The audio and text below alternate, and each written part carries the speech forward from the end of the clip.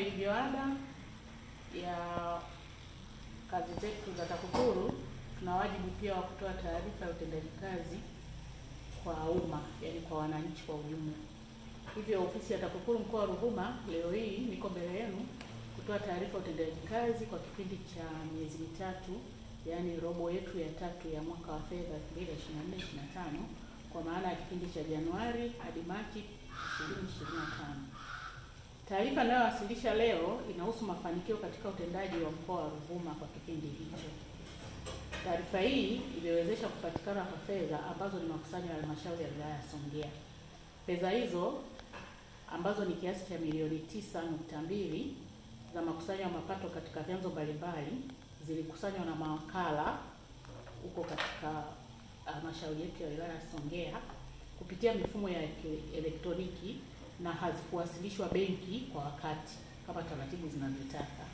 Hivyo baada ya TAKUKURU kufanya ufuatiliaji wa fedha hizo ziliweza kuwasilishwa benki kama taratibu zinavyotaka, kiasi hicho cha milioni 9.2. Aidha, ufuatiliaji huu umewezesha pia kuongezeka kwa makusanyo katika halmashauri ya wilaya Songea. Wakati sisi tunafanya huu ufuatiliaji tulikuta makusanyo yao yako chini ya 50%. Hivyo sisi baada ya kufuatilia na kufanya intervene, sasa wameweza kufikia 100.6, 102.6 ya makusanyo ambayo yanatumia mifumo hii ya kielektroniki. Katika hatua nyingine, tumetoa ushauri wa kurekebisha mapungufu kwenye miradi mitatu ambayo tuliifuatilia tukakuta ina mapungufu. Miradi hiyo ilikuwa na thamani ya milioni 29.9 na mapungufu hayo yalifanywa marekebisho.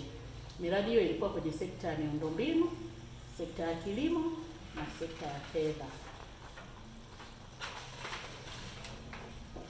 Pia katika kufanya kazi zetu katika kipindi hiki, ofisi iliweza kufanya chambuzi za mifumo 3 pamoja na washa 3 na kuweza kukaa na wadau kwa ajili ya kuwekeana maazimio ya kuziba mianya ya rushwa kwenye hizo washa. Jumla ya maazimio 16 yalifikiwa kwenye hizo washa zetu 3, na ambapo tutafanya ufuatiliaji katika kipindi hiki tunachoendelea nacho, tuone yale maazimio utekelezaji wake umefikia wapi. Pamoja na hayo, tuna utekelezaji wa programu ya TAKUKURU Rafiki. Utekelezaji wa programu hii umefanyika katika kata 12 katika kipindi hiki cha robo iliyopita, ambapo jumla ya kero 118 ziliibuliwa. Kati ya kero hizo tumefanikiwa kuzitatua kero 89 na kero 29 zinaendelea kutafutiwa ufumbuzi wake.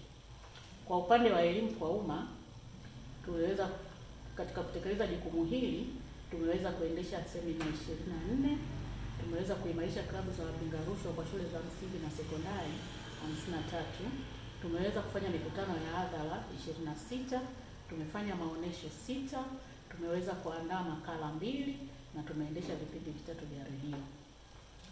Katika idara ya uchunguzi na mashtaka, ofisi yetu iliweza kupokea malalamiko 100 katika kipindi hiki cha miezi mitatu iliyopita, ambapo kati ya hayo malalamiko 80 yalihusu rushwa na yanaendelea kuchakatwa, yako kwenye hatua mbalimbali za uchunguzi, na malalamiko 20 hayakuhusu rushwa, na hivyo watu waliokuja kulalamika walipewa ushauri na wengine wakahamishiwa kwenye idara husika kupata ufumbuzi wa kero zao.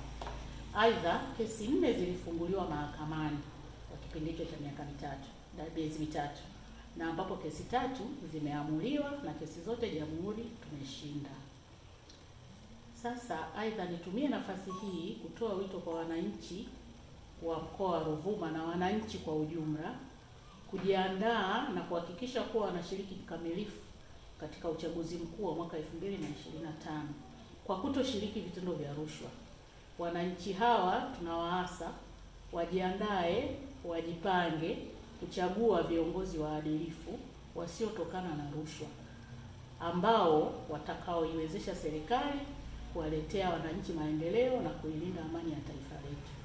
Kwa hiyo ni waase wananchi wote wa mkoa wa Ruvuma kujitokeza kwenye kampeni za wachaguzi ili wawajue wale wagombea ni wa aina gani, wawe na nafasi ya kuamua kiongozi gani ni ataweza kutuongoza na kutuletea maendeleo katika mkoa wetu na katika taifa kwa ujumla.